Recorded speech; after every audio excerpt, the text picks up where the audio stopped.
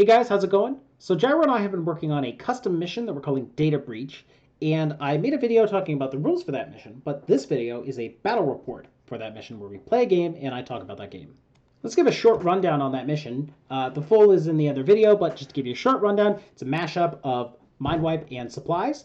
So, like supplies, there are these two things in the middle that you got to pull stuff from. They're antennas here, but you can think of them as supply boxes. Specialist runs up, passes a whip roll, pulls out that item. It's called an icebreaker. And once you have the icebreaker from an antenna, that antenna is dead. You can't get any more icebreakers from it.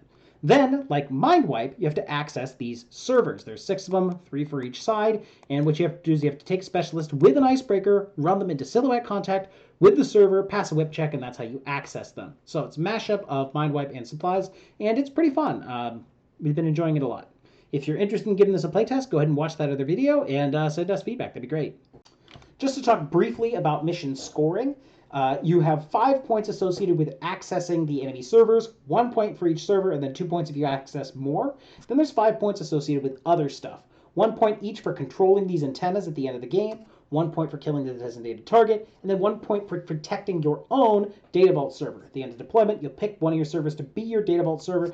If that's safe, then you get an extra 2 victory points. So half the mission is going to be trying to access these servers, but if you don't end up accessing any servers, you've still got the potential to get points, 5 points by doing these other stuff. So let's go ahead and get started with the mission. Gyro is playing the excellent avatar list. He wins the whip roll and decides to go first. Let me just give you a rundown. This is the avatar, Taiga, Dadarazi, Taiga. I think there's a Dadarazi over here somewhere. The flamethrower robot, the Ikadron, I think. Imatron, another Taiga. This is a Shrouded Killer Hacker, and then there's a bunch of camo over here. One of them is his engineer. Notice that it is on the opposite side of the map as his avatar. That'll be relevant later. And then I think there's like a Liberto, Mind Layer, or something else up there also. There's also the Gryphop, who is over there. It's not on the map. It's right next to my designated target. And then here's his designated target. Here's that Gryph operator right next to poor Tony Starko, who is right here, my designated target. He's going to have a bad day. I'm running Corregidor. I'm running a variation on my usual Corregidor. I'm experimenting with the Wildcat. I don't love it, but it turns out okay for purposes of Data Breach. So just to give you a rundown, Evo Hacker, Warcore, Alguacil Lieutenant option, Transductor, Moran, Boarding Shotgun Evader Engineer, Massacre. This is the Wildcat NCO. He's standing up. Alguacil Lieutenant option in there, I think, is also Jazz, FTO, not Jazz and Billy, Jazz in the fire team. I think this is Lupe, Alguacil, Mobile Brigada Missile Launcher, Daktari, and Vostok.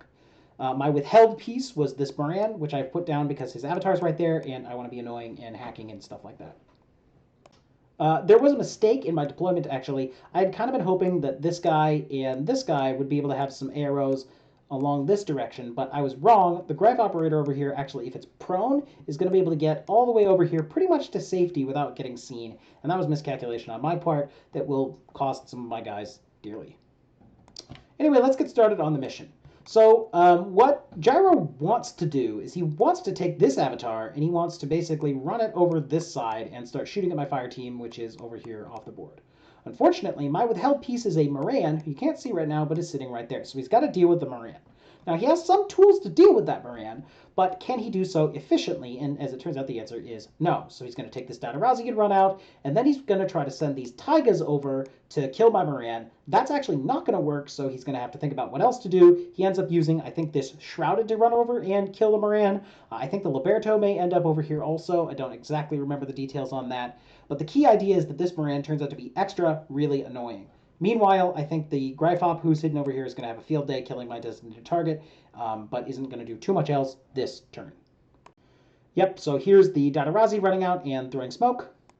Here are the tiger creatures running around. I end up passing a dodge, and I should have just deployed on top of this box to begin with. The box is taller than the Taigas, so they can't melee me if I'm standing on the box. So all they have to do is sit there and chuck chain bolts at me, but, I mean, I dodge on greater than 50%, and then I tank on something like a 30%. So that's an easy waste of time. And I think he squanders a lot of Group 2 orders trying to take care of this Moran before realizing that the Taigas just aren't going to do it. So what does happen is he ends up taking his Shrouded Killer Hacker, who is right here, and the Shrouded Killer Hacker moves over to this location and just hoses down the Moran. I think it probably also has to tussle with Jazz at some point along the line. I don't exactly remember, but it ends up surviving that part of it, and the Moran is dead. Still, a lot of orders have been eaten up, so he's ready to move out with his avatar. So the avatar moves out to this location, gets in a gunfight with Lupe, but Lupe's able to throw smoke and has mimetism, so I'm like 2 on 17s, which is really nice, against 4 on 12s or 9s or something like that. So Lupe is able to pull that off and stops that attack, so that's nice. But the poor boarding shotgun evader is not so lucky. That's the evader. This is the avatar. He's going to move up to here, I think, and then just hose that guy down. I put him back to indicate the shot, but he got shot, and he failed his saves, and he died. And that's really frustrating because it is my only engineer. Still, that's pretty much it for his turn. He has got a Shrouded Killer Hacker who's sitting here, very close to the antenna. My fire team's over there. But he really hasn't accomplished a whole lot else. I think that the Gryphop probably wasted my designated target, but otherwise, not a heck of a lot has happened. This Moran, turns out, was really able to stall that advance, and it worked really, really well. So that's kind of exciting. The only other thing, I guess, that happened is this Taiga is in the middle. It has run pretty far up and is just kind of sitting there, and next turn it's ready to be annoying. Alright, so now it is my turn. This picture is actually from the end of my turn, but it ends up being a pretty good picture of what I try to do, and it'll be useful and sort of instructive. So what I'd like to do is I'd like to run up, and I'd like to be able to punch him in the face with my Vostok, and do some damage, and get some kills, and maybe even get within hacking range of the Avatar, isolate that guy, take him out. So this is the plan, and the problem is that I'm not quite as mobile, I don't quite have enough orders, I'm not quite as elegant in accomplishing this as I would like. So let's see how this happens. The team started over here, they basically ran up this way, they end up actually fixing the Moran, there's a Noctifer, we get in a gunfight with the Noctifer, and then we end up retreating back here to safety. That retreat was very good because it means that I am not as exposed to getting attacked by the enemy on their turn, but it does mean that I haven't accomplished all that much. So let's go ahead and look at some of the pictures from during the event. So here, the first thing I do is I basically run out with my team, who started back here, back down that way. I have Lupe, Massacre, Dactari, Missile Launcher Brigada guy, and Vostok. And we basically run out, we throw down some smoke, and the idea here is that I wanted to leave a little bit of a window in order to fix the Moran, and we do fix the Moran. So we run up and we Dactar the Moran, and that's great. I then moved the Moran off the box, and the Moran was on this box, but it turns out there's a Noctifer, and I was pretty dumb. I knew the Noctifer was there. I didn't realize that the Moran would be seen by the Noctifer, but I really should have. So the Noctifer takes a shot, and I think he misses or something, so that's nice, but it does sort of present my team as a little bit of a risk. So at this point, I've got the Noctifer. I'm not going to be able to deal with the Noctifer. I need to back off. So we're back to this picture. That is what I do. I do back off my team, and, this is a lesson. Know when to back off. No, don't leave yourself exposed, especially when your team is like the majority of your list. This is the defensive position that I've ended up in. I have the Mobile Brigada missile launcher sitting there on ARO duty, so when the smoke clears, he's going to see. I have Massacre as the link lead. He's able to throw Eclipse smoke, but he's also not all that exposed. I've taken out the Taiga, and I think there was another Taiga also that I just wasted, so I've taken out a lot of the warbands that might normally threaten this. And I've got the Vostok there as sort of a secondary ARO piece.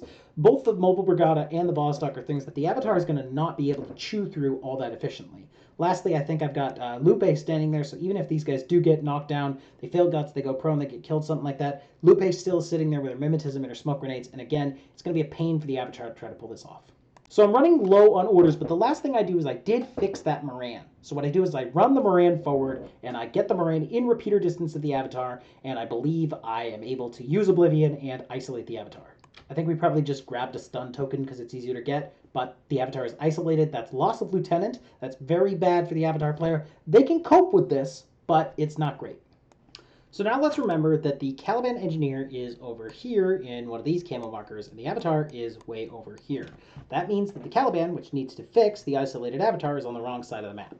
What happened here is that the Avatar and the Gryphop were the withheld pieces, and the Avatar was deployed where it could best attack. The problem is that the Caliban was on the other side of the map, and now that the Avatar is isolated, he basically will not be able to get that Caliban over to the Avatar, and that's a problem.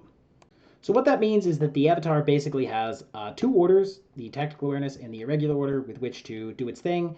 I don't believe that's going to be enough orders for it to succeed. It also is in repeater range, so it needs to back off also, and so there's a whole lot of stuff that's happening here that it needs to think about.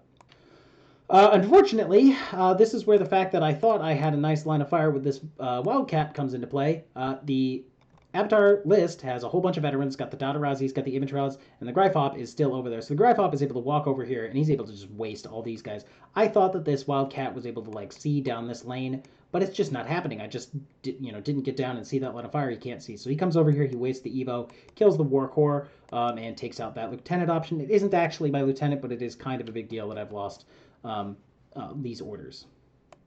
All right, so it is now the start of my second turn, and I am going to go for the Data Breach run.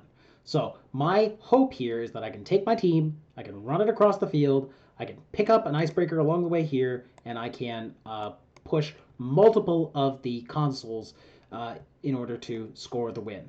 His special console is the one over here. I'm not going to get access to that. My special console is the one right here. It's pretty well defended. I don't think he's going to get access to that, but that's sort of what we're going to have to do here. So how are we going to do that? Well, what I'm basically going to do is I'm going to take Jazz, who's hidden here, currently in a Harris with the Wildcat, I think, and we're going to reform the core with Jazz, with the Vostok. I think we have a missile launcher that's going to end up in the team. I don't exactly remember. With Massacre, Dactari, we're going to form up a core. We're going to take that core. We're going to run up this way. We're going to use smoke in order to get ourselves what we need to. Grab that thing. Grab the Icebreaker. Take it over here to push that button. Run it back over to that way, and run it over here to push that button. Remember that we're going to have to use smoke for all of this because there is a Noctifer who is right there. You can't quite see it. I don't really have any tools that can reliably knock down that Noctifer, so we're just going to use smoke. We're going to hope for the best. So anyway, what happens is we end up running all the way across the board. This Dodarazi dodges like a madman in order to try to stop me, but doesn't succeed. We managed to get Jazz over here using her 2 whip rolls in order to succeed at grabbing the Icebreaker, no problem. Runs over there, pushes that button, no problem, then runs over here, and we end up sort of in this position. There is still a Noctifer right there. That's going to be a real problem, but that's actually not the primary issue. The primary issue is that I am facing in all sorts of stupid directions. I have none of these guys on anything resembling a defensive position. I've left my entire board completely exposed. If any one of these guys had been turned around, they would have had some opportunity to contest what is about to happen, which is that his Caliban Engineer is going to have free run to my servers. But I've run across and I've pushed 2 buttons, I've accessed 2 servers, and so things are looking pretty good for me right now. So that begins turn 3. So the first thing that he's going to do is he's going to be able to take his Noctifer, and he's basically going to use the Assault Pistol on the Noctifer missile launcher to just waste my team. I guess actually even before that, he's going to have his Dodarazi run around and try to do some damage to my team as well. So what's essentially going to happen is my team is going to have its back broken. All the specialists are going to get killed, and that means I'm really not going to have any ability in my third turn to go access his special console over here. The second thing that he's going to do is he's going to take his Caliban, and the Caliban is going to run up, I think it's hidden in one of these sets. And the Caliban is going to run up, it's going to access this console.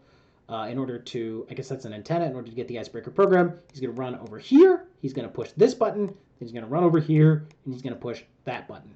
And I have basically nothing at all in an attempt to stop. I have a Transductor Zone who is dodged down here. I have a Moran who is over here, but he's not actually watching. I did have the orders in Group 2 to stand out there and maybe put some AROs up, but I forgot. I didn't realize that this was something that could happen. Instead, I put a Crazy Koala down or something like that. So what we're going to see here is, in fact, that yeah, this guy is gonna have his run. And as it turns out, he gets unlucky. He ends up failing the very last whip roll here with the Caliban Engineer. He does not access this second Data Vault server. He gets the one that's up here. He picks up the Icebreaker. He runs down here. He ends up having to slow down a little bit because I'm flash pulsing him with my Transductors on that came out, past a dodge that came out. But he is not able to push this last button. He just barely runs out of orders, and he fails a roll, and that's pretty much the game. I do have a third turn, but the game's pretty much over. I've accessed more servers than he has. I've protected my own server, so I've got 2 points for the servers I've accessed, 2 points for having more, 2 points for protecting my own. That's 6, and I have the second turn advantage in terms of grabbing the antennas. I'm probably not going to be able to grab all that many, but still, that's pretty much the game at this juncture. So a bit of a post-mortem. What happened? Well, the first thing that happened is that on my turn, I successfully ran across the board and pushed a bunch of buttons. That's as the mission is designed. I ended up being exposed after that, but you know, that's okay because I had pushed 2 consoles. The mistake was I forgot that I had to also protect my servers from getting access from his specialists. So he had this Caliban who was able to run out, access the icebreaker here, and then run. And he basically had, some dice. He got unlucky. It didn't work, but it wasn't because of my skill that stopped him. Had I been more careful, had I had people turned around facing the other direction, I could have had something to do that would have contested his ability, slowed him down just a little bit, and in that sense, I probably would have been able to be more successful.